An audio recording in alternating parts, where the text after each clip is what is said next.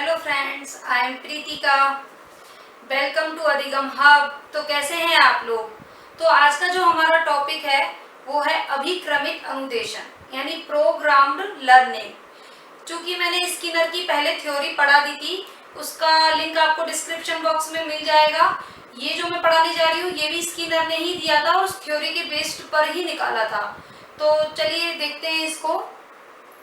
अभिक्रमित अनुदेशन यानी programmed instructions, यानी इसमें क्या होता है, जब पाठ्य वस्तु को छोटे छोटे पदों में या बहुत छोटे छोटे फ्रेम में बांट दिया जाता है और इसमें जो स्टूडेंट होता है वो विदाउट टीचर की हेल्प लिए स्वयं से अपनी गति से खुद अधिगम करता है, या कहो कि वो स्वयं से खुद सीखता है। इसमें टीचर का रोल तो होता है, मगर कह लो कि एक बैकग्राउंड में, या फिर कह लो कि टीचर का सीक्रेटली रोल होता है। इसमें जो स्टूडेंट है वो स्वयं से ही सब कुछ करता है और उसी तरीके से वो क्रम वाइज अपना अधिगम करता है। सबसे पहले हम जान लेते हैं कि अभिक्रमित अनुदेशन कब आया। इसके जनक थे, जो कि मैंने अभी आपको बताया, स्किनर। और ये शिक्षा जगत में 1954 यानी 1954 में ये मतलब प्रोग्राम्ड इंस्ट्रक्शंस दिया। जबकि ये भारत में कब आया, आजकल ये क्वेश्चंस भी एग्जाम में आ रहा है तो आप जान सकते हैं इसको। ये 1963 में भारत में आया था।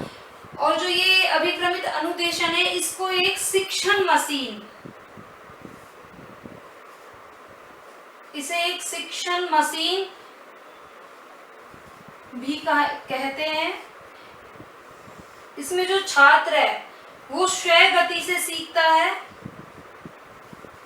और इसमें जो विषय वस्तु है उसको छोटे छोटे फ्रेम में या कहो छोटे छोटे पद में बांटा जाता है।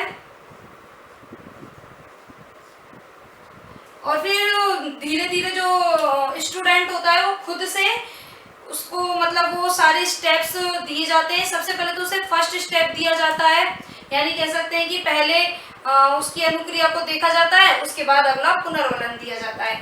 हम ऐसे देख सकते हैं कि इस तरीके से स्टेप्स हैं। जैसे कि छात्र पहला क्वेश्चन, छात्र के सामने पहला स्टेप कह लो, फ्रेम कह लो, या कह लो क्वेश्चंस रखा जाता है और छात्र उसका आंसर देता है। अगर वो आंसर सही है तो उसके सामने दूसरा फ्रेम या दूसरा पद रखा जाएगा। अगर वो सही होता है तो इस तरीके से तीसरा रखा जाएगा। तो इस तरीके से ये प्रक्रिया चलती है और लास्ट में फीडबैक भी फीडबैक और जो इवोल्यूशन होता है वो छात्र स्वयं से करता है। वो स्वयं से देखता है कि उसका सही हुआ है नहीं हुआ है, या फिर वो खुद से खुद को फीडबैक देता है कि वाह मैंने सही किया, अच्छा किया। तो इसके कुछ सिद्धांत हैं, उनको हम देख लेते हैं। पहला है लघु पद का सिद्धांत। जैसे कि मैंने बताया कि जो पाठ्य वस्तु होती है, विषय वस्तु होती है, उसको छोटे छोटे स्टेप्स में, छोटे छोटे फ्रेम में बांट लिया जाता है। सेकंड है सक्रिय अनुक्रिया का सिद्धांत। इसमें जो छात्र है बिना टीचर की हेल्प लिए स्वयं से करता है, तो इसलिए वो सक्रिय यानी एक्टिव रेस्पॉन्डिंग। तो इसमें जो है छात्र वो सक्रिय रहता है। फिर है शीघ्र पृष्ठपोषण का सिद्धांत यानी इमीडिएट फीडबैक। जो बच्चा होता है वो क्या करता है कि स्वयं से फीडबैक भी देता है कि मतलब मेरा सही हुआ आंसर या नहीं। अगर उसका गलत होता है तो वो स्वयं से उसे देखता है कि अरे ये तो गलत हो गया। अगर उसका सही होता है तो वो खुद से खुद को फीडबैक देता है कि अरे वाह मेरा तो आंसर सही हो गया। और फोर्थ है स्वयं गति से सीखने का सिद्धांत यानी सेल्फ पेसिंग। चूंकि हर बच्चा एक जैसा नहीं होता तो हर बच्चे की सीखने की गति भी एक जैसी नहीं होती। कोई कहो कि एक दिन में सीख जाता है तो कोई 2 दिन में सीख जाता है लेकिन यहाँ ऐसा नहीं होता है। यहाँ जो बच्चा होता है वो स्वयं की गति से, मतलब उसकी जो पावर है लर्निंग की, वो उसके अकॉर्डिंग यहाँ पर सीखता है यानी सेल्फ पेसिंग। नेक्स्ट है स्वयं परीक्षण का सिद्धांत। इधर बच्चा स्वयं से ही इवोल्यूशन करता है, वो स्वयं से ही आंसर देखता है कि क्या मेरा आंसर सही है, क्या मेरा कहीं आंसर गलत तो नहीं हो गया। तो मतलब वो कह सकते हैं कि सेल्फ टेस्टिंग या सेल्फ इवोल्यूशन करता है। अभी हम ये जो अभिक्रमित अनुदेशन है इसके 4 प्रकार हैं, अब हम उनको देखते हैं। तो अभिक्रमित अनुदेशन में जो पहला है वो है रेखीय अभिक्रमित अनुदेशन, यानी इसे लीनियर भी बोलते हैं, लीनियर प्रोग्रामिंग। लीनियर प्रोग्रामिंग में क्या होता है, सबसे पहले तो ये देख लेते हैं कि इसको कब किसने दिया। ये दिया था स्किनर ने, और ये क्रिया प्रसूत जो सिद्धांत है उसी पर आधारित है, और ये दिया था 1954 में। इसमें क्या होता है कि इसमें छोटे छोटे फ्रेम बने होते हैं काफी सारे, इस तरीके से छोटे छोटे फ्रेम होते हैं। जब इधर जैसे कि छात्र है वो इधर आता है, फिर ऐसे ही समझ लेते हैं कि जैसे कि हम कोई थ्योरी समझते हैं तो हम सबसे पहले क्या, जैसे कि जो विद्वान है उसके बारे में थोड़ा सा जानते हैं, फिर थ्योरी के प्रयोग के बारे में जानते हैं, फिर उसका शिक्षण में महत्व, और लास्ट में कंक्लूजन। तो इस तरीके से मतलब हम एक फ्रेम से लास्ट में, यानी जो फर्स्ट बिहेवियर है उससे लास्ट बिहेवियर तक पहुंचते हैं, यानी छोटे छोटे फ्रेम में बांट देते हैं, और ये एक क्रम में चलता है, इसलिए इसको लीनियर यानी रेखीय कहते हैं। इसमें क्या होता है कि जो बच्चा है उसको पूर्व ज्ञान से नवीन ज्ञान की ओर ले जाते हुए अधिगम कराया जाता है। और इसमें क्या होता है, जब लास्ट स्टेप तक बच्चा पहुंच जाता है तो उसको फीडबैक नहीं, रीइंफोर्समेंट, पुनर्बलन दिया जाता है। तो यानी ये क्रिया प्रसूत का जो सिद्धांत था उसी की तरह होते हैं कि इसमें फ्रेम बने होते हैं, और एक के बाद दूसरा और दूसरे के बाद तीसरा ऐसे फ्रेम प्रस्तुत किए जाते हैं। तो ये था रेखीय अभिक्रमित अनुदेशन। अब हम देखते हैं दूसरा, शाखीय अभिक्रमित अनुदेशन। ये 1960 में आया और ये दिया नॉर्मन क्राउडर ने। इसमें क्या होता है, ये जैसे कि इसमें छोटे छोटे फ्रेम होते हैं, ये थोड़ा बड़ा, इसका जो रूप होता है वो थोड़ा बड़ा होता है। इसमें जो क्या होता है, इसमें भी फ्रेम तो होते हैं मगर इसमें ब्रांच, जैसे कि ब्रांच एंड प्रोग्राम इंस्ट्रक्शन जैसे कि है, यानी शाखीय। तो इसमें क्या होता है कि इसमें जैसे कोई बच्चे से क्वेश्चन पूछा जाता है तो उसके पास 4 विकल्प होते हैं, और उसे बच्चे को उन 4 विकल्पों में से वो एक आंसर को देता है। एक आंसर अगर मान लो चलो उसका आंसर सही होता है तो लास्ट में उसे पुनर्बलन दिया जाता है, लेकिन अगर उसका आंसर गलत है तो इसमें क्या है कि निदान और उपचार पर बल दिया जाता है। तो फिर समस्या का पता लगाया जाता है कि बच्चे ने गलत आंसर दिया तो प्रॉब्लम क्या थी, मतलब निदान यानी डायग्नोज किया जाता है, और उसके बाद उस प्रॉब्लम का उपचार किया जाता है, यानी रिमेडियल किया जाता है। तो इसमें जो सबसे ज्यादा बल दिया है निदान और उपचार में।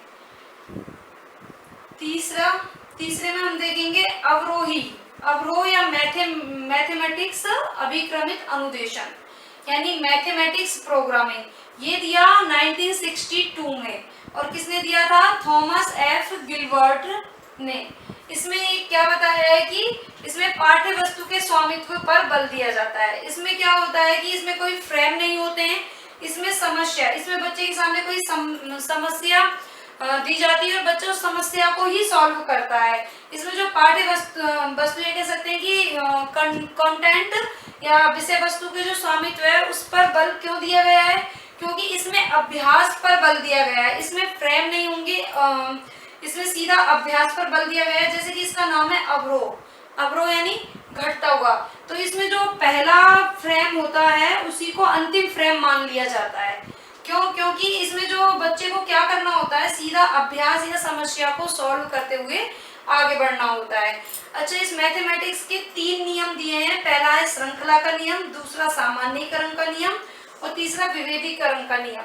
इसमें क्या है कि जैसे कि मैथमेटिक्स में आपको पता है कि यूनिट्स वगैरह होती है, तो इसमें जैसे कि सीरीज वगैरह, तो उसमें जो एक के बाद एक सीरीज वाइज जब चलते हैं और कोई प्रॉब्लम होती है तो उसका जनरलाइजेशन कर दिया जाता है, और बच्चे मतलब विभेदीकरण यानी प्रॉब्लम वगैरह उसमें जो भी आती है उसका वो डिवाइड करके उसको अच्छे से समझ लेते हैं। तो ये 3 नियम है, श्रृंखला का, सामान्यीकरण और विभेदीकरण।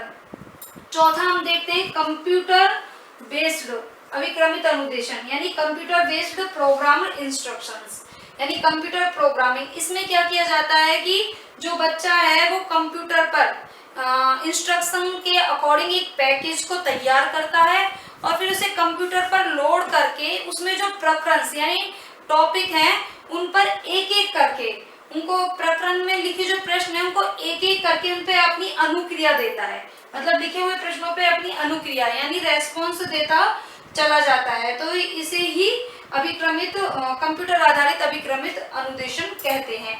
ये आया था 1965 में।